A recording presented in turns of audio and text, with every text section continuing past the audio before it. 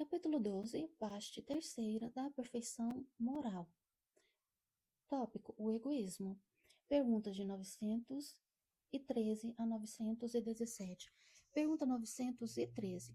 Dentre os vícios, qual o que se pode considerar radical? Resposta: temo-lo dito muitas vezes, o egoísmo. Daí deriva todo o mal. Estudai todos os vícios e vereis que, no fundo, a todos há o egoísmo. Por mais que lhe deis combate, não chegareis a estipá-lo, enquanto não atacardes o mal pela raiz, enquanto não houverdes destruído a causa. Tendam, pois, todos os esforços para esse efeito, porquanto aí é que está a verdadeira chaga da sociedade. Quem quiser, desde esta vida, ir aproximando-se da perfeição moral, deve expurgar o seu coração de todo sentimento de egoísmo, visto ser o egoísmo incompatível com a justiça, o amor e a caridade. Ele neutraliza todas as outras qualidades. Pergunta 914. Fundando seu egoísmo no sentimento do interesse pessoal, bem difícil parece estipá-lo inteiramente do coração humano. Chegar-se-á consegui-lo? Resposta: à medida que o homem se instrui acerca das coisas espirituais, menos valor dão às coisas materiais. Depois, necessário é que se reforme as instituições humanas que o entretêm e excitam. Isso depende da educação. Pergunta 915. Por ser inerente à espécie humana, o egoísmo não constituirá sempre um obstáculo ao reinado do bem absoluto na Terra? Resposta: exato que no egoísmo tendes o valor maior, porém, ele se prende à inferioridade dos espíritos encarnados na Terra e não à humanidade mesma. Ora, depurando-se por encarnações sucessivas, os espíritos se despojam do egoísmo, como de suas outras impurezas. Não existirá na Terra nenhum homem isento do egoísmo e praticante da caridade? Há muito mais homens assim do que supondes, apenas não os conheceis, porque a virtude foge à viva claridade do dia. Desde que haja um, porque não haverá 10? Havendo 10, porque não haverá 1000? E assim por diante? Pergunta 916. Longe de diminuir, o egoísmo cresce com a civilização que, até parece, o excita e mantém. Como poderá a causa destruir o efeito? Resposta: quanto maior é o mal, mais hediondo se torna. Era preciso que o egoísmo produzisse muito mal, para que compreensível se fizesse a necessidade de estipá-lo. Os homens, quando se houverem despojado do egoísmo que os dominam, viverão como irmãos, sem se fazerem mal algum, auxiliando-se reciprocamente, impedidos pelo sentimento mútuo da solidariedade. Então, o forte será o amparo e não o opressor do fraco, e não mais serão vistos homens a quem falte o indispensável, porque todos praticarão a lei de justiça. Esse, o reinado do bem, que os espíritos estão incumbidos de preparar, abre parênteses, 784, fecha parênteses. Pergunta 917. Qual o meio de destruir-se o egoísmo? Resposta: de todas as imperfeições humanas, o egoísmo é a mais difícil de desenraizar-se, porque deriva da influência da matéria, influência de que o homem, ainda muito próximo de sua origem, não pôde libertar-se e para cujo entretenimento tudo concorre: suas leis, sua organização social, sua educação. O egoísmo se enfraquecerá à proporção que a vida moral for predominando sobre a vida material e, sobretudo, com a compreensão que o Espiritismo vos faculta do vosso estado futuro, real e não desfigurado por ficções alegóricas.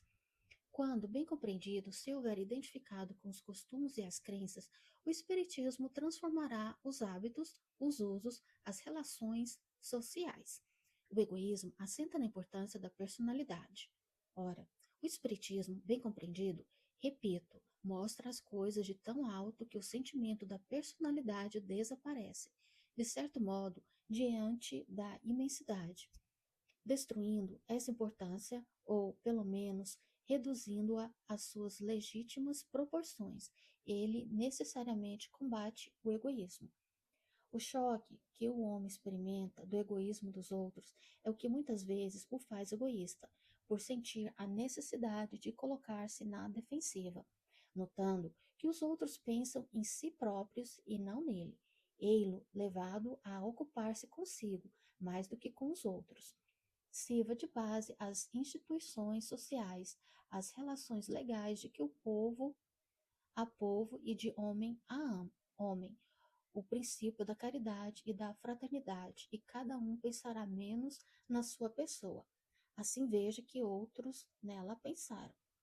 Todos experimentarão a influência moralizadora do exemplo e do contato, em face do atual extravasamento de egoísmo. Grande virtude é verdadeiramente necessária para que alguém renuncie à sua personalidade em proveito dos outros, que, de ordinário, absolutamente lhe não agradecem. Principalmente para os que possuem essa virtude, é que o reino dos céus se acha aberto. A esses, sobretudo, é que está reservada a felicidade dos eleitos. Pois, em verdade vos digo que, no dia da justiça, será posto de lado e sofrerá pelo abandono, em que se há de ver todo aquele que em si somente houver pensado. Abre parênteses, 785, fecha parênteses. Fenelon. Louváveis esforços indubitavelmente se empregam para fazer que a humanidade progrida. Os bons sentimentos são animados, estimulados e honrados mais do que em qualquer outra época. Entretanto, o egoísmo, verme roedor, continua a ser a chaga social, é um mal real, que se alastra por todo o mundo e do qual cada homem é mais ou menos vítima. Cumpre, pois, combatê-lo, como se combate uma enfermidade epidêmica. Para isso, deve-se proceder como procedem os médicos, ir à origem do mal. Procure-se em todas as partes do organismo social, da família aos povos, da choupana ao palácio, todas as causas, todas as influências que, ostensiva ou ocultamente, excitam, alimentam e desenvolvem o sentimento do egoísmo. Conhecidas as causas, o remédio se apresentará por si mesmo. Só restará então destruí-las, senão totalmente, de uma vez só, ao menos parcialmente, e o veneno pouco a pouco será eliminado. Poderá ser longa a cura, porque numerosas são as causas, mas não é impossível. Contudo, ela só se obterá se o mal for atacado em sua raiz, isto é, pela educação, não por essa educação que tende a fazer homens instruídos, mas pela que tende a fazer homens de bem. A educação, convenientemente entendida, constitui a chave do progresso moral, quando se conhece a arte de manejar os caracteres, como se conhece a de manejar as inteligências, conseguir-se-á a corrigi-los, do mesmo modo que se aprumam plantas novas. Essa arte, porém, exige muito tato, muita experiência e a profunda observação. É grave erro pensar-se que, para exercê-la com proveito, basta o conhecimento da ciência. Quem acompanhar assim o filho do rico como do pobre, desde o instante do nascimento, e observar todas as influências perniciosas que sobre eles atuam, em consequência da fraqueza, da incúria e da ignorância dos que dirigem, observando igualmente com tanta frequência, falham os meios empregados para moralizá-los, não poderá espantar-se de encontrar pelo mundo tantas esquisitices. Faça-se como moral o que se faz com a inteligência, e ver-se-á que, se há naturezas refratárias, muito mais do que se julga é o número de que apenas reclamam boa cultura, para produzir bons frutos. Abre parêntese, 872, fecha parêntese. O homem deseja ser feliz e natural é o sentimento que dá origem a esse desejo. Por isso é que trabalha incessantemente para melhorar a sua posição na terra, que pesquisa as causas de seus males para remediá-los. Quando compreender bem que no egoísmo reside uma dessas causas, a que gera o orgulho, a ambição, a cupidez, a inveja, o ódio, o ciúme, que cada que a cada momento o magoa e que perturba todas as relações sociais, provoca as dissensões, aniquila a confiança, a que o obriga a se manter constantemente na defensiva contra seu vizinho. Enfim, aqui do amigo faz inimigo. Ele compreenderá também que esse vício é incompatível com a sua felicidade e, podemos mesmo acrescentar, com a sua própria segurança. E quanto mais haja sofrido por efeito desse vício, mais sentirá necessidade de combatê-lo, como se combatem a peste, os animais nocivos e todos os outros flagelos.